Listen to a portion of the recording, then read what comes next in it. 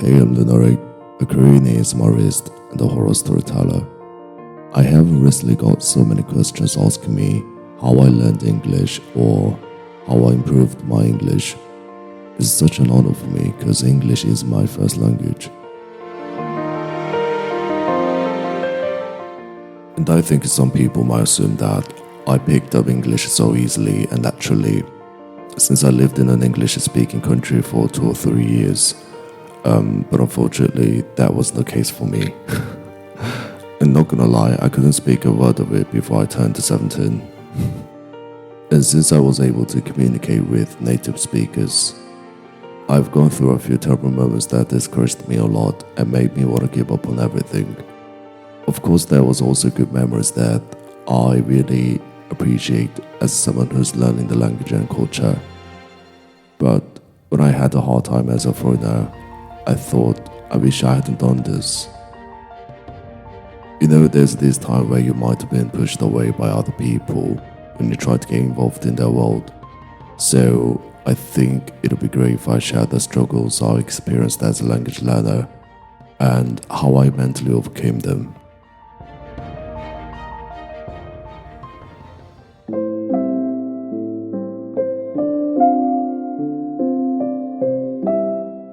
I studied English intensely for 2 years back in high school, yet I still had a hard time speaking English properly. After I felt the need to improve my English by talking to native speakers, I joined a language exchange group, and they used to have a group call twice a week, and sure enough, I was the only Asian guy in the group. One time I joined the group call, and there was a German, and her English was so good they could never tell she's from Germany. Everyone asked her if she's British or ever lived in the country, and she said no by seemingly being a bit of herself. I was quite impressed by her English though, and I wanted to ask how she picked up on it. I said, "Wow, your English is so good." And then suddenly she asked me, "Where did you learn English? You sound fake British. Brits never speak like you." Which was quite rude, but I couldn't even say back to her because my English wasn't really good enough to kick her ass. As I heard it, I felt so embarrassed and lost my confidence. I felt like I was judged off by her and other native speakers whenever I spoke after. It had traumatized me a lot. Perhaps that's why I've always felt nervous or anxious about chatting in a group since then.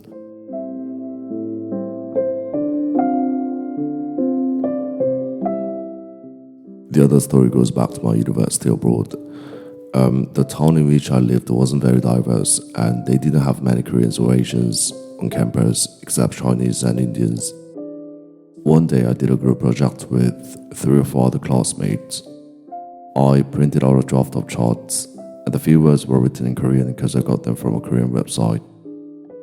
I explained why they were in Korean and told them I'd translate them in English. Everyone goes, "Okay," and is cool with it. But then one guy turned up late. As he saw the paper, he leaned back on a chair holding it and said, "You think we can read it? Can you even read it?" I got pissed off as I heard, and my other group members had a freak out and just looked at this guy. I think he probably acknowledged his fault after saying it. Also, there's one more story I have, and it happened when I was in my first year at uni. There was a course I was taking, and it gave me the worst experience ever. I was the only international student in the lecture room off the top of my head, and one day I was late by 10 minutes and busy looking for a seat in the room. The lecturer all of a sudden shouted at me saying, "Don't sit, don't sit, don't sit, come and sign your attendance sheet." Like, she treated me as she's trying to tame a dog. I freaked out because she never shouted at other students even if they were late.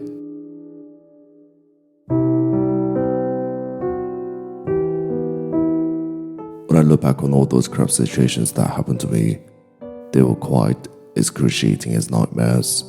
And those nightmares will psychologically get out of proportion into what I envisioned about my life. I told myself maybe I should have learned English, or I want to go back to Korea so many times. I put so much effort into English and I love the people and the culture, and I thought I'd easily get accepted once I could speak and listen in English, even though I wasn't as fluent as native speakers. But in reality, it wasn't as easy as I expected.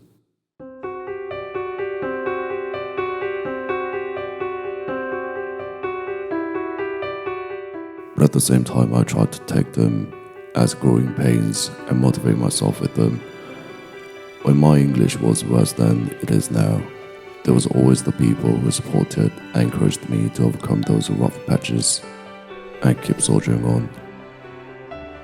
Although they didn't say anything special or meaningful to me, as what life instructors do, I want to say thank you to them for accepting me as part of their society, not judging me off by my English or where I came from. I feel like I eventually and gradually getting accepted to their world, even though there's still a lot to improve to speak like natives. Meeting those people and getting support from them were huge blessings, and I was very locked out in that sense. I still love English and talking to people around the world, like meeting new people and getting to know about how things are done on the other side of the globe are always pleasant and exciting. And if I just easily gave up learning English, I wouldn't have definitely got even a bit of chance to experience them all and get a great bonus.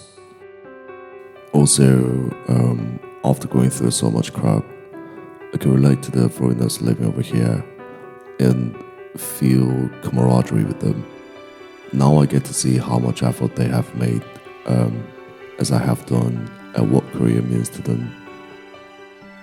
With the wider hindsight, English has become a huge part of my life, and I've been able to meet lovely people by interacting with them in English, and you're one of them. As in, I couldn't even meet you guys on YouTube if I didn't learn English. Although there's loads of good channels out there, and I just started my channel 2 weeks ago, I always appreciate everyone who spends their time on watching my videos and says good things and gives feedback on my channel, on my English, on my voice. I love you guys all. This is the end of my ASMR today. If you guys had a bad day, I hope this video cheered you up a bit. Thanks for listening, and I'll speak to you soon. Good night, or have a great day. Take care.